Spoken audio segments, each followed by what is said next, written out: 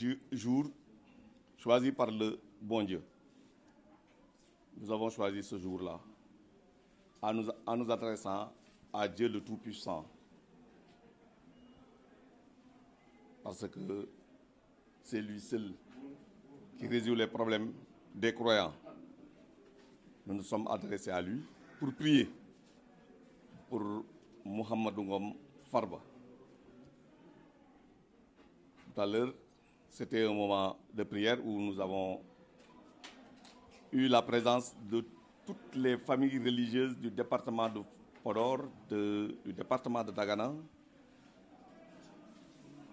de la région de Matam, du département de Linguère. Et à l'unisson, ils ont prié pour Farba en disant que c'était leur frère, leur voisin, mais un des bienfaiteurs de l'islam, un des bienfaiteurs de la communauté, un des bienfaiteurs de la zone. Donc c'était approprié de prier pour lui. Et quand on a de telles prières, après de telles prières, quand on voit les visages des croyants,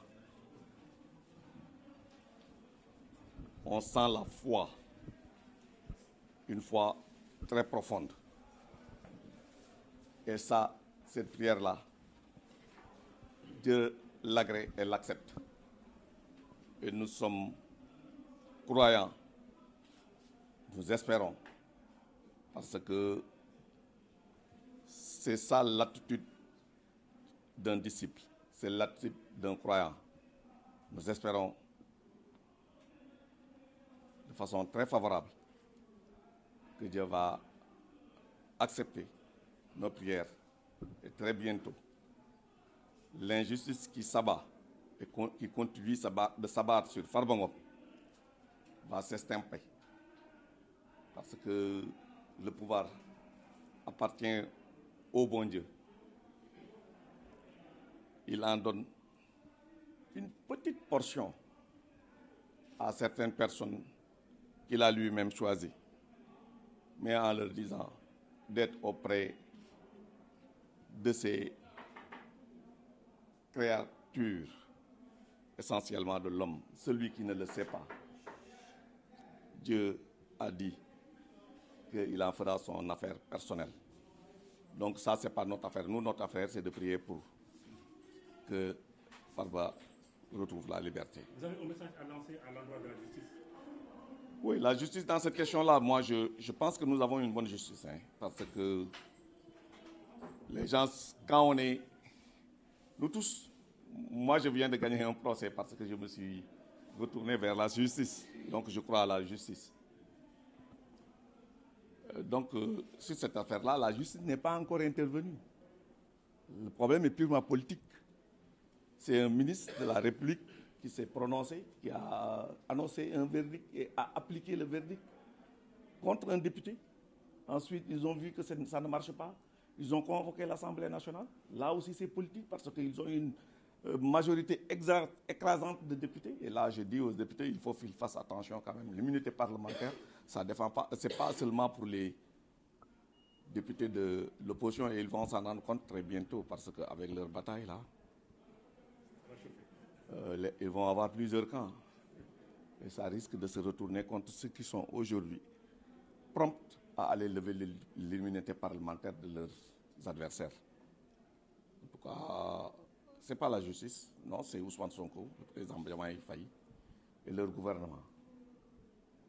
Sonko portant le flambeau de ceux qui se battent contre Farba et ses frères parce que c'est ici, dans le Fouta, qu'il a attaqué.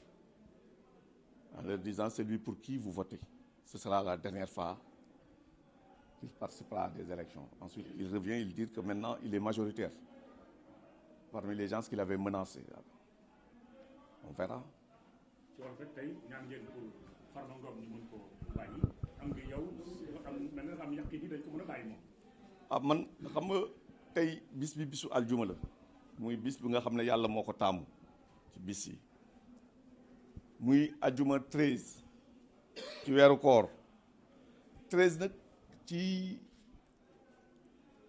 mooy 13 mooy axat 13 mooy axat mooy l'unique aljuma benn la ci bis yi axat mooy yàlla moom rek la amul keneen ku dul moom mu tase ñu woote fii ci ci Podor di tundu diine nitu diine yu bëri jóge fi ñoom ñëpp seeni doom seeni sëtaat seeni taalibe ñëw tase ci xol bu sedd guy wax ne dañuy ñaanal Farba parce que seen doom la parce que seen dëkkandoo la parce que ku baax la ku jullite la yàlla daf koy nangu.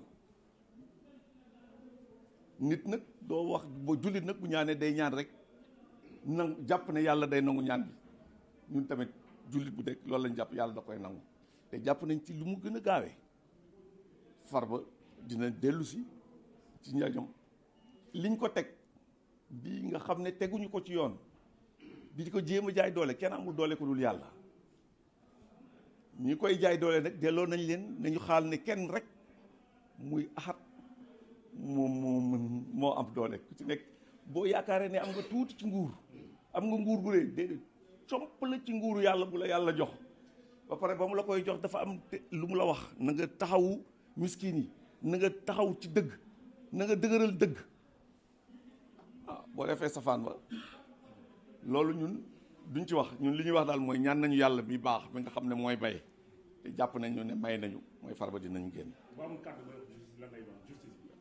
xam nga justice Sénégal man damaa jàpp ne man mënu ma wax ne justice Sénégal lu dul lu baax laa ciy wax parce que gis ngeen tout récemment tuural nañ ma ay at justice bi taxaw wane boppam te tey ku ñu fi tooñ ci justice bi ngay dem c'est parce que bu ñu la tooñee boo demee ci justice bi dinañ la àtte bu jaar yoon amul nag kuy dem di àtte di ne damay gagné droit dafa compliqué mais am na tamit ñu nga xam ne nag day jaarul yoon.